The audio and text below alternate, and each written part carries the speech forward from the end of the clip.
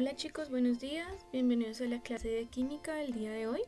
Vamos a dar una continuidad al tema que vimos antes del receso de vacaciones, que fue sobre las variables que intervienen en el estudio de un gas ideal. Entonces hoy vamos a ver cómo esas variables se relacionan con las leyes de los gases. Hoy vamos a ver la parte 1, que es solamente para que nosotros identifiquemos esa relación. En la parte 2 ya vamos a ver propiamente cada una de esas leyes más especificadas y con algunos ejercicios, gráficas y ejemplos. ¿Listo? Hoy solo es la introducción al tema.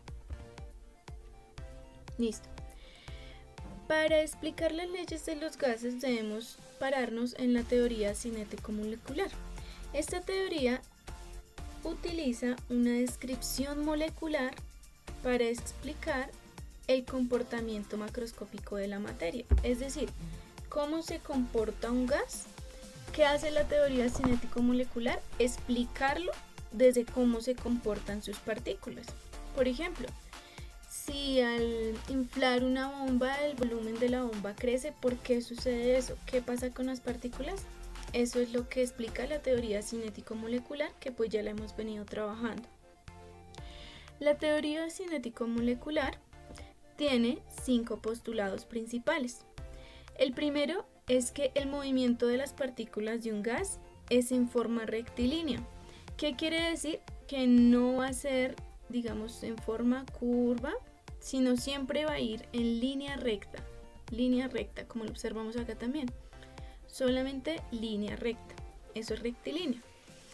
También otro postulado es que la modificación del movimiento de las partículas únicamente se da cuando éstas chocan con el recipiente, como lo observamos acá. La partícula choca con el recipiente y ahí cambia su movimiento. O cuando choca con otras partículas, como lo miramos acá. Esta choca con esta partícula que viene para acá y ambas pues se dispersan para otro lado. Esas son las dos únicas opciones en que se modifique como la trayectoria de las partículas, su movimiento. Listo. El tercer postulado dice que V, o sea el volumen de las partículas, es despreciable comparado con el volumen del gas. ¿Qué quiere decir? Como lo observamos en esta imagen. Y en estas, las partículas son tan pequeñas que su volumen es despreciable, o sea, no se compara con el volumen del gas que ocupa. O sea que el gas va a tender a ocupar todo el volumen posible, como lo observamos en este globito. El gas va a ocupar todo el globo hasta que ya no tenga pues más capacidad. Y pues ya vamos a observar un globo en el que se expandió por completo, pero pues no estalló. Otro postulado es que no hay fuerzas repulsivas ni de atracción entre las partículas. Ellas simplemente se mueven, pero no se atraen ni repulsión entre ellas, simplemente están en estado de movimiento. El siguiente postulado es que la energía cinética, ese movimiento, depende de la temperatura, como observamos en los globos aerásticos. A mayor temperatura, las partículas se mueven mucho más rápido. Si la temperatura disminuye, las partículas disminuirán su velocidad.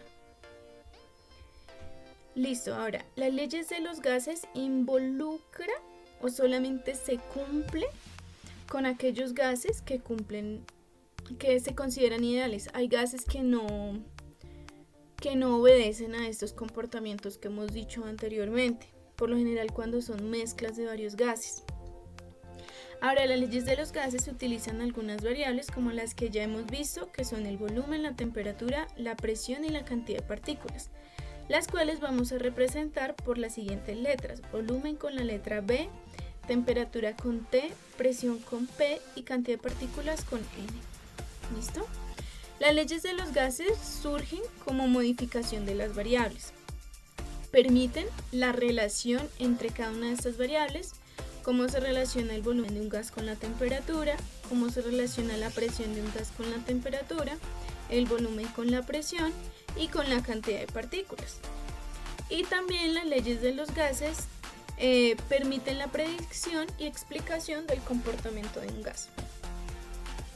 Vamos a observar en este mapa conceptual, o en este esquema más bien, un resumen de cuáles son las leyes de los gases.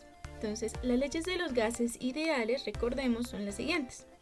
La primera es la ley de Boyle. En esta se relacionan lo que son la variable de la presión y el volumen. La fórmula que vamos a utilizar será presión 1 o presión inicial por el volumen 1 o volumen inicial es igual a la presión 2 por el volumen 2. El día de hoy solo vamos a identificar las leyes, las variables y las fórmulas.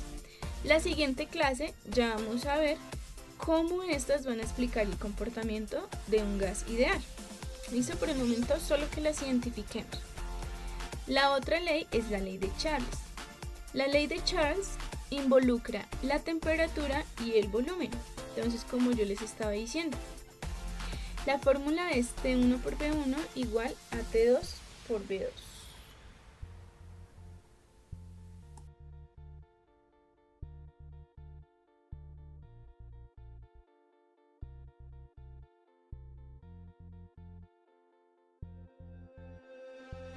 El día de hoy vamos simplemente a identificar cuáles son las leyes de los gases y la siguiente clase vamos a ver propiamente cada una de estas a fondo y pues cómo interviene en el comportamiento de un gas y cómo se utiliza la fórmula para resolver y predecir el comportamiento de algunos gases ideales. Por lo pronto solo vamos a identificarlos. Entonces, la ley de Boyle involucra las variables de presión y volumen.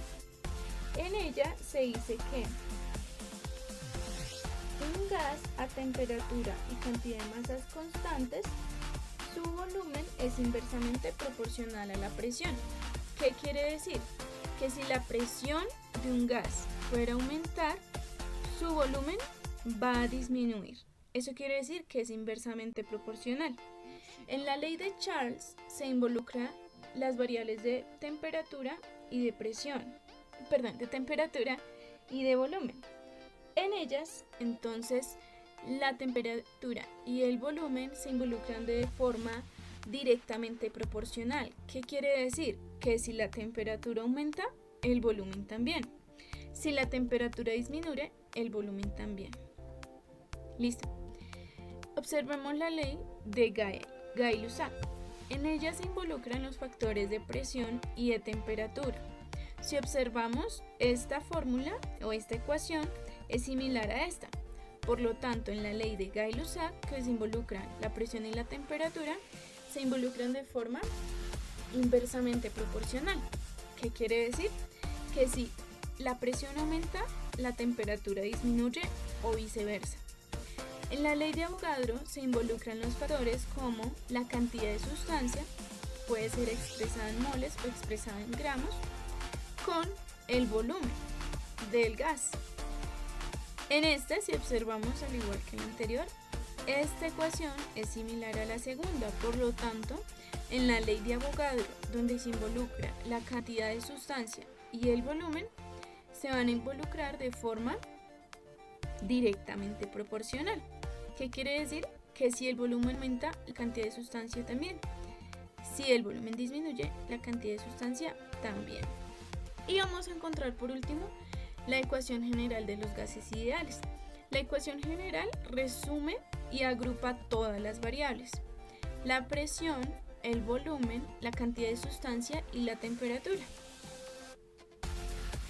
La fórmula es la siguiente: P por V igual a nRT, donde R es una constante universal.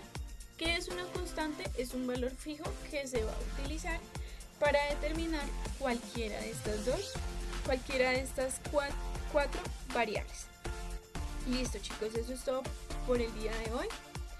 Simplemente, ¿cuál es la idea? Que identifiquemos cuáles son las leyes de los gases, cómo involucran cada una de las variables: presión, volumen, temperatura y cantidad de sustancia, cuándo son inversamente proporcional y cuándo son directamente proporcional.